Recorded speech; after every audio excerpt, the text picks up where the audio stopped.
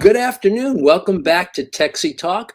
We are Chicago City Limits, and our product is Improv4Business. We're an improv group that's been here in New York City for over 30 years. And for the last 20 years, we've been working with companies, helping them use improv skills to enhance creativity, fuel collaboration, and improve communications. And we're going to show you some of the things today that we do here, both live and virtually. So we like to start with an activity that pumps up the energy, makes us feel maybe a little silly, and just breaks down barriers. So the first thing I'd like you to do is stand up if you can, if you've got the room, and move back so you can see most of your body here. I'm doing that.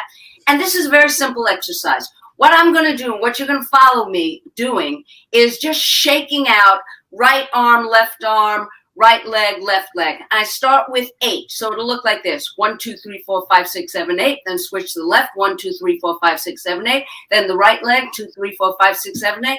Left foot. 1, 2, 3, 4, 5, 6, 7, 8. Then we'll do it for 7, 7, 7, 7, 6, 6, 6, 6, 5, 4, 3, 2, 1. And that's it. So I'm going to ask you to do it out loud with me, even though you're muted, and bring your energy to it and really shake it out. Okay? So follow me. Here we go. 1, 2, 3, 4, 5, 6, 7, 8. 1, 2, 3, 4, 5, 6, 7, 8. 1, 2, 3, 4, 5, 6, 7, 8. 1, 2, 3, 4, 5, 6, 7, 8. 1, 2, 3, 4, 5, 6, 7. 1, 2, 3, 4, 5, 6, 7. 1, 2, 3, 4, 5, 6, 7. 1, 2, 3, 4, 5, 6, 7. 1, 2, 3, 4, 5, 6. 1, 2, 3, 4, 5, 6. 1, 2, 3, 4, 5, 6. 1, 2, 3, 4, 5, 6. 1, 2, 3, 4, 5. 1, 2, 3, 4, 5. 1, 2, 3, 4, 5. 1, 2, 3, 4, 5. 1, 2, 3, 4. 1, 2, 3, 4. 1, 2, 3, 4. 1, 2, 3, 4. 1, 2, 3. 1, 2, 3. 1, 2, 3. 1, 2, 3. 1, 2, 1, 2, 1, 2, 1, 2, 1, 1, 1, 1. That's it. Great job. All right, if you're still with us, great. If not, we'll get the EMS people over to your place right away. As improvisers, we'll head up on stage and with no preconceptions, got a group of people on stage. Well, we have one goal, and that is to create something stage-worthy for our audience. And in order to do that, we have to be outwardly focused on our team, not in our own heads trying to figure out what to do. And this is one of those exercises that we use to help us develop those kinds of leadership skills. So I want you to follow me, mirror what I'm doing, and we'll start right now. I'm going to do something right now, so I want you to mirror that. And I'd like you to mirror all the behaviors that I'm doing. That's it.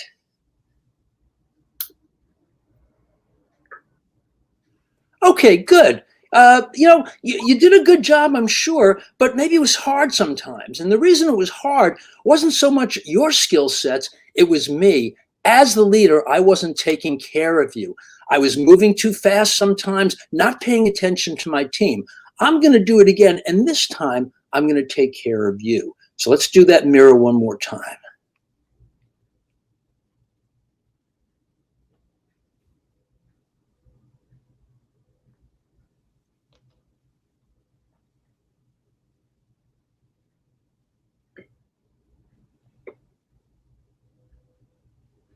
All right, you did better that time. The reason you did better is because I was more aware of having you follow me.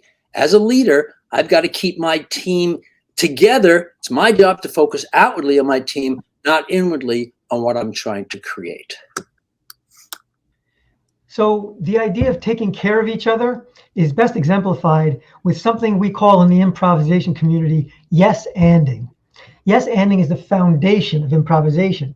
Because what it means is you give me an idea, and no matter what it is, no matter what I think of it, I'm going to embrace it and say yes and build on your idea, give you something. And when I give you my idea, built off of your original idea, you say yes to that idea, no matter what, and build on that. And together we create something wonderful. So it's very often the tendency to just shut down or make judgments right in the moment. It's not helpful for anyone. This works for improvisers, and it works for you in the workplace too. This way you get all the ideas out there on the table. There's time to evaluate what's better and what's not as good later on. Get all those ideas out there, because something you say may be not a great idea, but it'll inspire me into some other direction that you would have never thought of.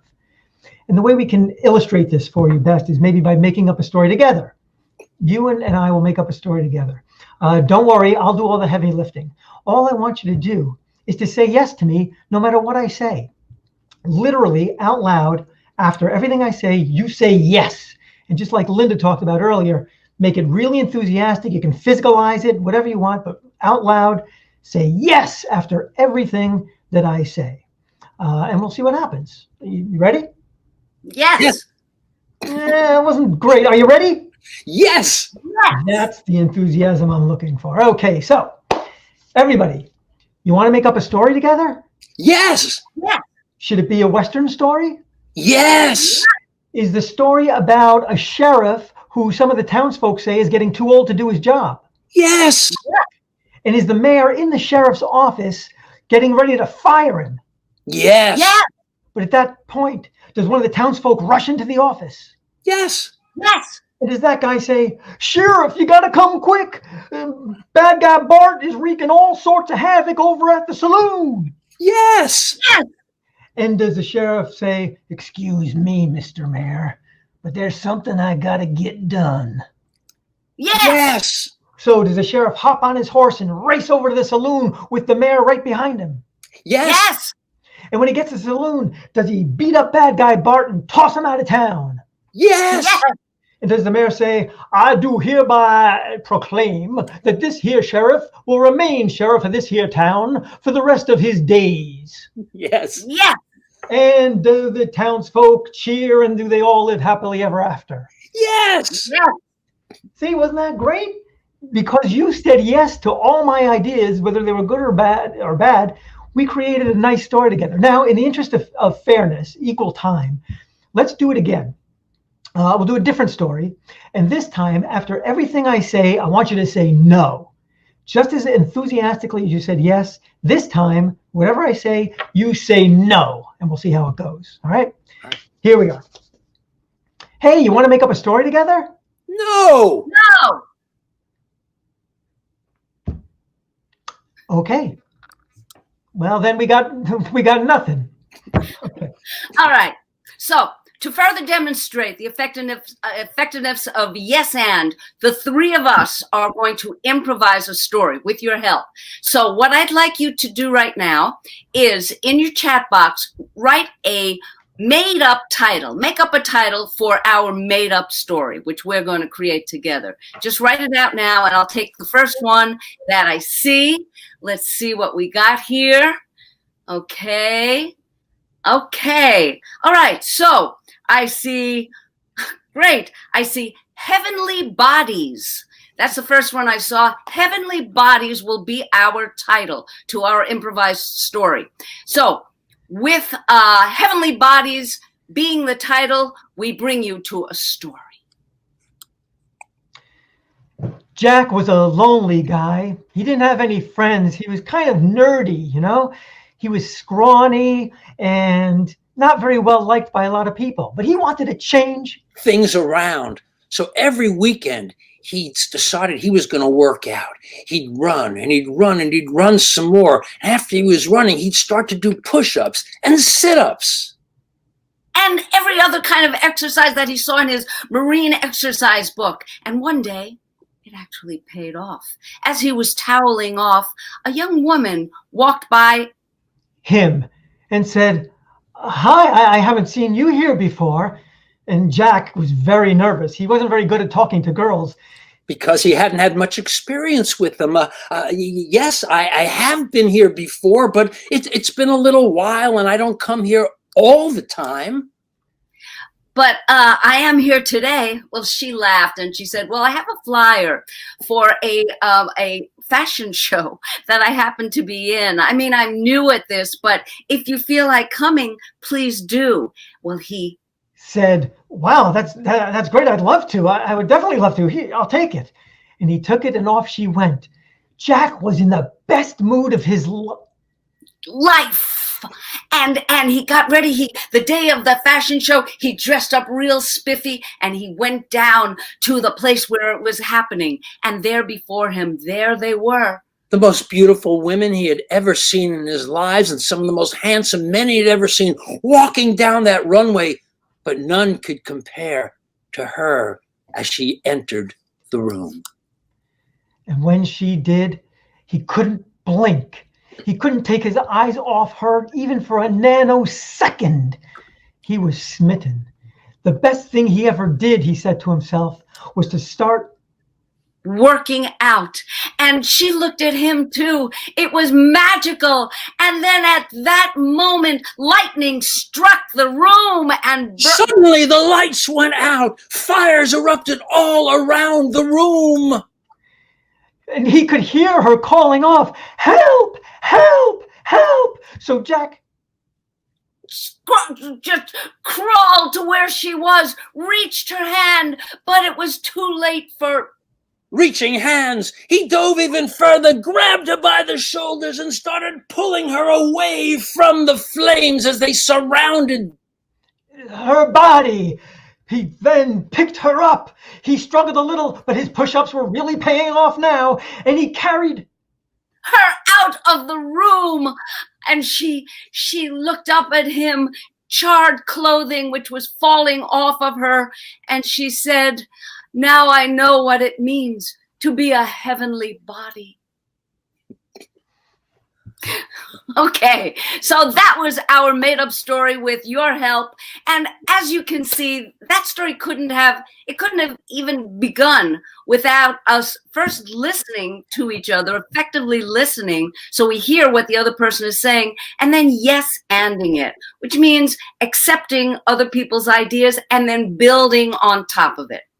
And as Joe said, this doesn't just work for improvisers. This can work in any workplace where you want to increase productivity, creative output, teamwork, and just overall positive feelings among coworkers.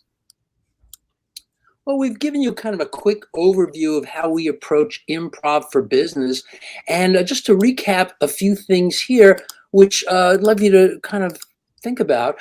We are talking about thinking like an improviser, and probably the biggest change, the biggest difference we talk about here is being outwardly focused on the team as opposed to going back into your head and trying to solve everything yourself. Collaborative leadership is the way improvisers work. We're focusing outwardly on that team, everybody taking care of everybody else. You know, it's funny, when improv actors walk onto stage, one of the last things they do is they pat each other on the back and they say, "Got your back." And it's a very important part of the trust that when the team can feel supported, the creativity really explodes. Yes, and is the basic building blocks of improvisers. We use them to build upon our ideas. There's plenty of time afterwards to decide this was a good idea, this wasn't a good idea. But in the moment, in the ideation, that yes and skill becomes very, very critical. And it all starts with listening. If we are attentively listening to our fellow actors, to our people on stage, we are hearing things that we oftentimes miss if we're just half listening and again, reverting back into our heads. At Chicago City Limits, when we use our Improv4Business training, we found that a customized approach is really what companies are looking for. One size doesn't fit all, and different companies have very different needs. So our services can be as simple as a 30-minute icebreaker, which we do, something like this, which may be a little bit longer in a program, to full training sessions that focus on some of the different skills that we can work. And there's mindfulness, storytelling, collaborative leadership, embracing change and diversity, individual speaker coaching. We do sales teamwork, presentations, creativity, and brainstorming. Kind of taking us through a lot of what we do here at Chicago City Limits. If you'd like to learn more about us, you can go online at Improv4Business, and we would be glad to help you out. And we have a couple of minutes here, so if there's any questions you might have, please put them in the comments box, and we'd love to see what's on your mind.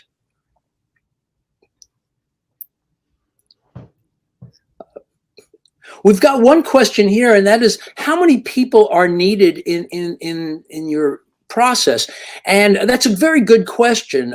We find a lot of the work is very intensive. So we will take a big session and break them down into smaller sessions. The exact amount of people that will be in a session will be determined by the kinds of work we're doing. So if we're doing presentation skills, we certainly are going to work more individually. That's all the time we have. Thank you so much for dropping by, and enjoy the rest of Texie Talk.